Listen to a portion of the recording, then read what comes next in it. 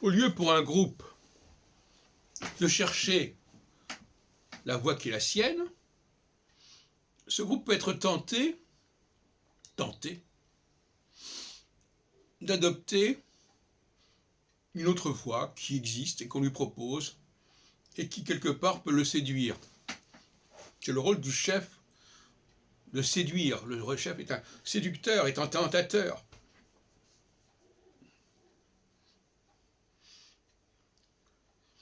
Et ces tentations, qui sont des formes d'appropriation, quelque part, d'identification,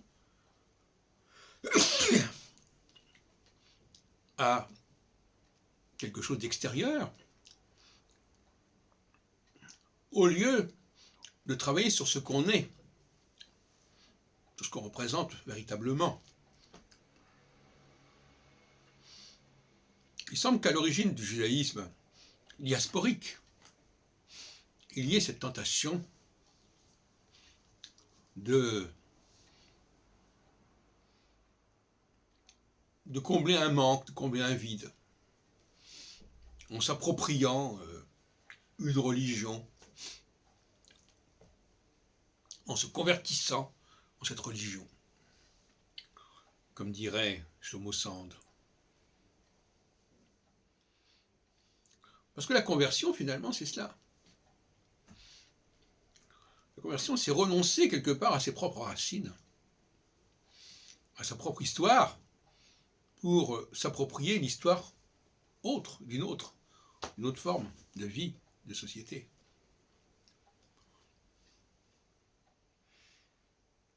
Dans le cas des Juifs, par exemple, ce que j'appelle actuellement les néo-judéens, c'est-à-dire que ce sont des convertis au judaïsme, en fait.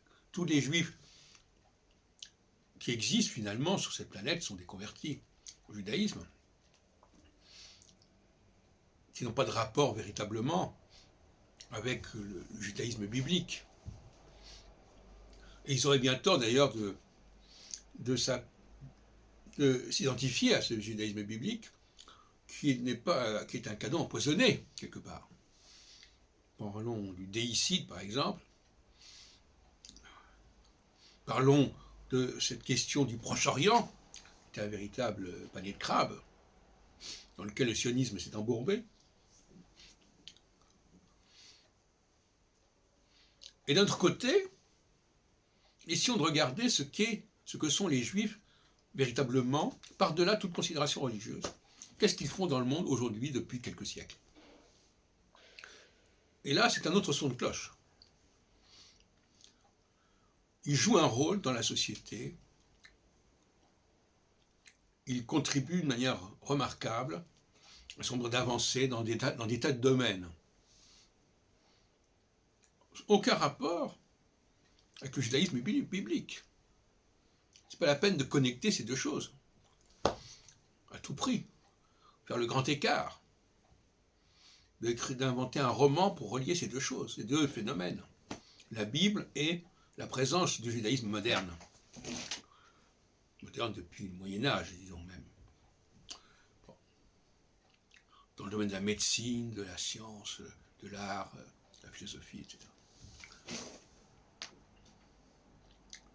Donc les Juifs ont quelque chose, ils ont un capital qui leur est propre, les Juifs aujourd'hui, les néo-judéens. Et qu'est-ce qu'ils ont à gagner à s'associer, à se relier au judaïsme biblique? Ça devient un peu compliqué, évidemment, de faire la part des choses, de séparer le bon grain de l'ivraie.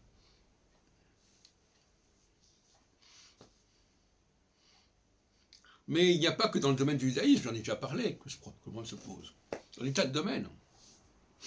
Toute forme de colonisation, par exemple, pose cette question. Le colonisé, est-ce qu'il a eu raison de se laisser coloniser? De ne pas résister à la colonisation? De se laisser prendre par les sirènes de la colonisation? Ou si on préfère de la civilisation?